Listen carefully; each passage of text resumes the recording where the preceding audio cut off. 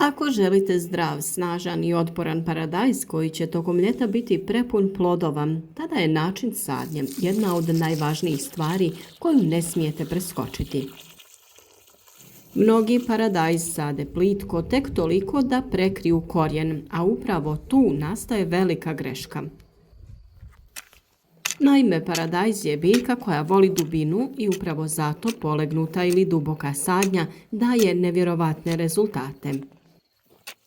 Biljka tada razvija snažan korijen duž cijele stabljike koja je zatrpana zemljom, a što je korijen jači, to je i biljka otpornija, zdravija i rodnija.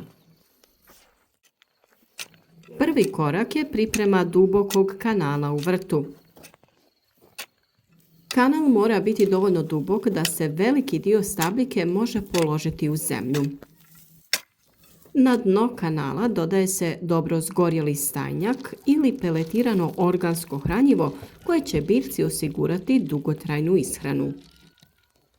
Mi smo prije obrade tla dodali veću količinu stajnjaka u vrt, tako da smo sada u redove dodali organsko peletirano hranjivo. Uz to se može dodati malo pepela nastalog sagorijevanjem drveta, koji je odličan prirodni izvor kalija i doprinosi boljem razvoju cvjetova i plodova.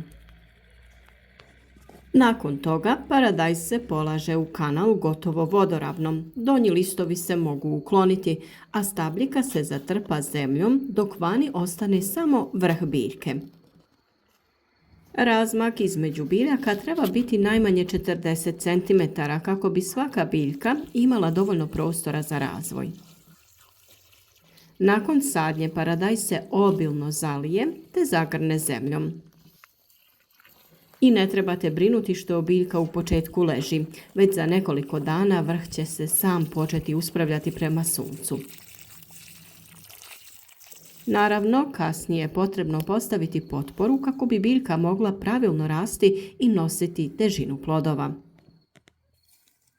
Prednosti ovakvog načina uzgoja su ogromne. Prije svega, biljka razvija mnogo više korijenja nego kod klasične sadnje. To znači da lakše usvaja vodu i hranjive tvari iz tla. Takav paradajz mnogo bolje podnosi sušu, visoke temperature i stresne vremenske uslove. Biljke su stabilnije, snažnije i imaju tamnije, zdravije listove. Duboka sadnja posebno je korisna kod izduženih presadnica koje su se previše izvukle tokom uzgoja. Umjesto da budu slabe, ovakvom sadnjom pretvaraju se u snažne biljke sa razvijenim korijenom. Također, paradajz posađen na ovaj način često daje raniji i obilniji urod jer biljka ima dovoljno snage da hrani velik broj plodova. Još jedna velika prednost je otpornost na bolesti. Snažan korijen znači jači imunitet biljke, a dobra ishrana i stabilan rast smanjuju mogućnost problema tokom sezone. Uz redovno zalijevanje, malčiranje i povremenu prihranu, ovakav paradajz može rađati sve do jeseni. Mi cijeli vrt malčiramo prirodnim materijalima poput slame ili sjena, tako da i paradajz obilno malčiramo. Tako čuvamo vlagu, smanjujemo broj zalijevanja i smanjujemo rast korova.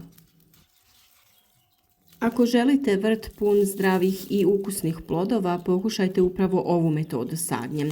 Već nakon jedne sezone vidjet ćete ogromnu razliku u rastu, snazi i prinosu paradajza.